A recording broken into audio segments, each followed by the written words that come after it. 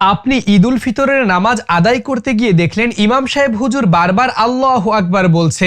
আপনি ভেবে পেলেন না কখন সেজদা করবেন, কখন রুকু করবেন বা কখন তাকবীর বাঁধবেন। সুপ্রিয় দর্শক, এইরকম বিব্রতকর পরিস্থিতিতে যাতে আপনার না পড়তে হয়, গুরুত্বপূর্ণ এই ইবাদতটি বরবাদ যাতে না হয়ে যায়, এই জন্য আজকে আমি আপনাদেরকে শিখিয়ে দিব ঈদুল ফিতরের নামাজের নিয়ত আপনি সহজে কিভাবে করবেন, কতবার তাকবীর প্রদান করবেন, মোনাজাত কখন করবেন। শুধু তাই নয়, আজকে আমি মাদ্রাসার শিক্ষার্থীদের মাধ্যমে প্র্যাকটিক্যালি সম্পূর্ণ ঈদের নামাজ কিভাবে আদায় করতে হয় সকল নিয়ম কানুন শিখিয়ে দিব। এই রমজানের রোজার ঈদের নামাজ আজান ও ইকামতবিহীন একটি নামাজ। সুপ্রিয় দর্শক, আপনি কিভাবে আদায় করবেন একটু বলে দেই, এরপর প্র্যাকটিক্যালি দেখিয়ে দিব। প্রথমে পাক পবিত্র হয়ে দাঁড়িয়ে নিয়ত করতে হবে। আমি নিয়তটি বলে দিচ্ছি, মনে রাখবেন। আমি কিবলামুখী হয়ে ঈদুল ফিতরের 2 রাকাত ওয়াজিব নামাজ 6 তাকবীরের সঙ্গে আদায়ের নিয়ত করলাম। আমি আবারও বলছি, আমি কিবলামুখী হয়ে ঈদুল ফিতরের 2 রাকাত ওয়াজিব নামাজ 6 তাকবীরের সাথে আদায়ের নিয়ত করছি। এই কথাটা বলে আল্লাহু আকবার বলে হাতটা বেঁধে নিতে হবে। এরপর নামাজের সানা পড়তে হবে। প্রতি নামাজে যে সানাটি আমরা পড়ে থাকি ওটাই পড়বেন। এবার অতিরিক্ত 3টি তাকবীর প্রদান করতে হবে। প্রথম 2 তাকবীরে হাত ছেড়ে দিতে হবে, 3 নাম্বার তাকবীরে গিয়ে হাতটা বেঁধে নিতে হবে। এরপর আউযু বিল্লাহ বিসমিল্লাহ সহকারে সূরা ফাতিহা পড়তে হবে, সাথে সূরা মিলাতে হবে।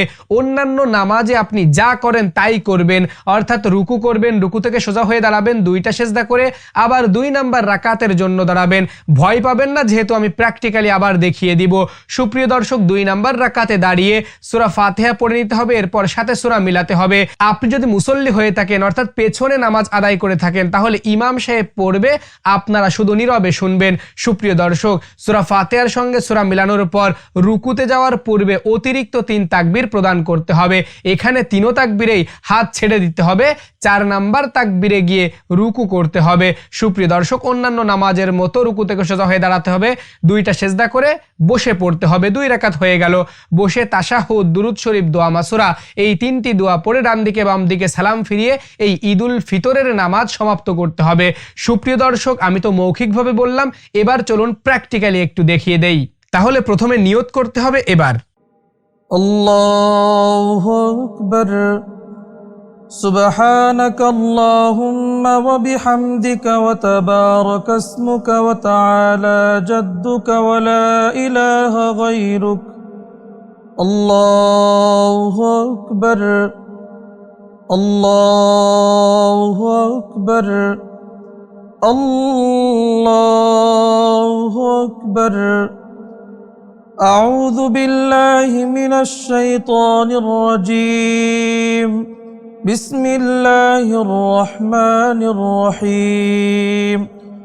الحمد لله رب العالمين الرحمن الرحيم مالك يوم الدين.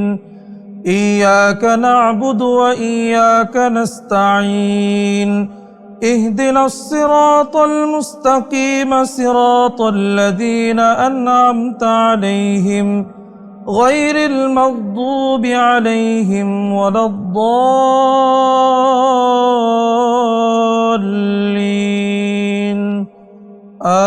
آمين.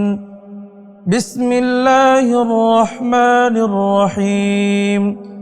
تبت يدا أبي لهب وتب ما أغنى عنه ماله وما كسب سيصلى نارا ذات لهب وامرأته حمالة الحطب في جيدها حبل من مسد.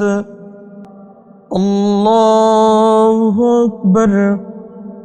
سبحان ربي العظيم سبحان ربي العظيم سبحان ربي العظيم. سمع الله لمن حمده. ربنا لك الحمد حمدا كثيرا طيبا مباركا فيه. الله أكبر. سبحان ربي الأعلى سبحان ربي الأعلى سبحان ربي الأعلى الله أكبر رب اغفر لي الله أكبر سبحان ربي الأعلى سبحان ربي الأعلى سبحان ربي الأعلى الله أكبر بسم الله الرحمن الرحيم الحمد لله رب العالمين الرحمن الرحيم مالك يوم الدين إياك نعبد وإياك نستعين اهدنا الصراط المستقيم صراط الذين أنعمت عليهم غير المغضوب عليهم ولا الضالين آمين بسم الله الرحمن الرحيم قل هو الله أحد الله الصمد لم يلد ولم يولد ولم يكن له كفوا أحد الله أكبر الله أكبر الله أكبر الله أكبر سبحان ربي العظيم سبحان ربي العظيم سبحان ربي العظيم سمع الله لمن حمده ربنا لك الحمد حمدا كثيرا طيبا مباركا فيه الله أكبر سبحان ربي الأعلى سبحان ربي الأعلى سبحان ربي الأعلى